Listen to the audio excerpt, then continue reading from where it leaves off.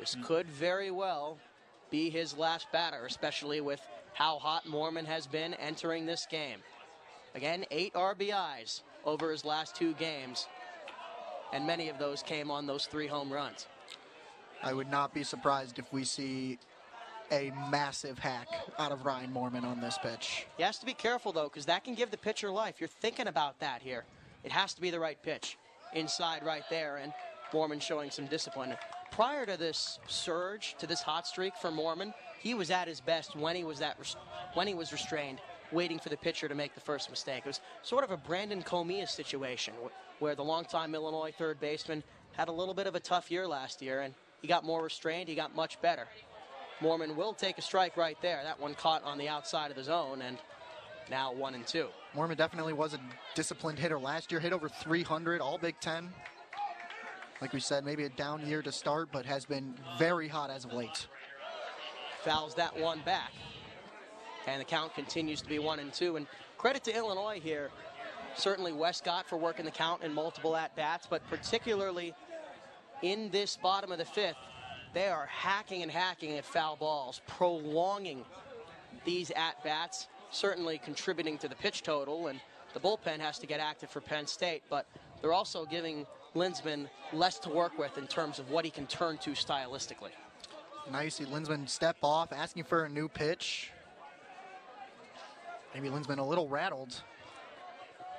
Already given up 2 in this inning. And another foul tip right there. This time that one was towards the outside of the zone right there.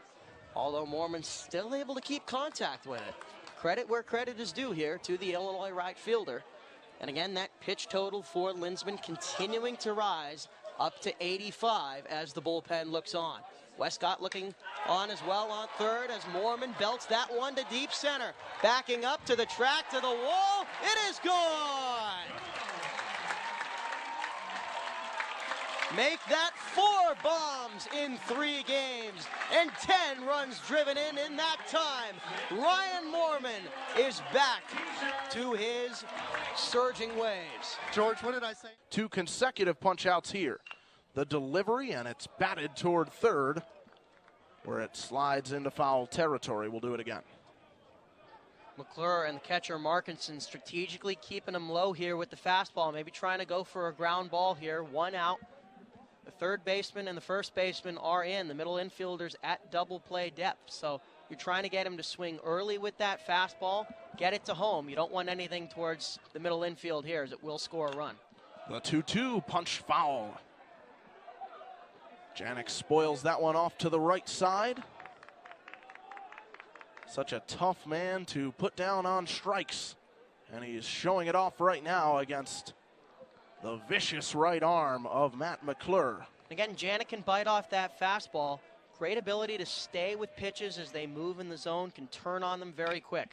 Now this one's blasted toward left field. It's going to touchdown. 1 run is in. Second runner is going to halt. But this ball game is all knotted up. Cam Janik comes through, and it's Illini 2, Northwestern 2. Runners at the corners, and you figured it was only a matter of time until that Illinois offense got rolling. And that is a signature Illinois at-bat right there. Janik fouling off ball after ball, and then we've seen him again do that so many times right on cue. He stays with that pitch as it comes back in the zone and turns on it very quickly. Now Illinois with men on the corners and 1 out. Vitas Valencius fires on the first pitch, and that will become a souvenir. Valencius batting .295 on the season, 4 home runs and 22 driven in, and a hitter that, again, likes to attack low and can send pitches easily opposite field. So Colin Summerhill, be aware in right. That one high, and now 1-1. Valencius, one of the 2 hitters who didn't have a multi-hit game yesterday, but he drew 2 walks, so he was on base 3 times. That coming off a 3-hit game on Tuesday against Illinois State. He's seeing it well, too. Thought about it right there and was successfully able to hold off. Hitters count after hitters count here for Illinois. And again, really everybody on this hot streak for the Illini has been able to hit with power, and they've been able to play with the signature restraint, plate discipline, and small ball that has defined this Dan Hartlib-led program. Everybody doing both to the maximum ability. Right here, Valencia showing the latter, and it's 3-1.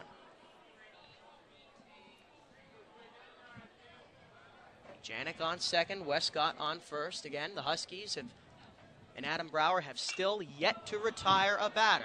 That might end now, as drifting towards his dugout is the first baseman, Mason Kelly, one down. DJ Hess back on for his second inning of relief, and Ryan Moorman sends one deep to left on the first pitch, a liner that will get out of here. Second home run of the afternoon for Moorman, and his 11th on the season, leading the Big Ten in that regard. When you're hot, you're hot. 5 hits in the series, 3 of them homers. Have a series, Ryan Moorman. Grand slam last inning, and now a solo bomb on the first pitch of the bottom of the fourth. Illinois continuing to add on, and another 5 RBI game for Ryan Moorman. Have yourself a month. Good start for Northwestern as Owen McElpatrick gets set, and he drives this one into center field, driving Milton back, still going, it is out of here. 2 hitters, 2 runs for Northwestern, just the start they were looking for. He was 1 for 22 in his last 5 ball games, and he snaps that skid with authority. 2-0 Cats. And you cannot throw to Owen McElpatrick right there. Has a tendency to chop the bat sort of through the middle, lower part of the zone right there. Crowder needs to realize that you can't throw in those parts of the zone. A lot of these Northwestern hitters, they can attack like that. They can really control much more of the strike zone because of how they control their hands and knees. McElpatrick, one of them, and I don't care if you execute on that pitch. Wrong place to throw it against that hitter with that swing path and that ability. 2-0 count on Glasser. Glasser, a check swing there. So a 3-0 count, and now the Hoosiers are trying to make Swartz find the zone. Yeah, Swartz is playing it pretty conservative here. Glasser's swing, he likes to go opposite field, and Swartz has a lot of late movement here. So match on match, if you will, the greatest strength for both the hitter and pitcher. Swartz is playing a little conservative here by pitching to the outside on those first 3. Glasser sends that one foul down the right field line. And now he's proved that he can throw strikes. So what does he go to here? Maybe a little breaking ball, try and get something low. All the pitches have been relatively the same height, the ones that Glasser has attacked, so maybe he tries to confuse him a little bit vertically. The payoff pitch. And it's hit in the air into center field, and that'll be a base hit for Philip Glasser.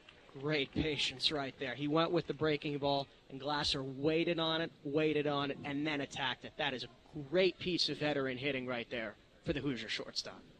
The 1-0 from the wiry right-hander, and he just saucers that one in for a strike.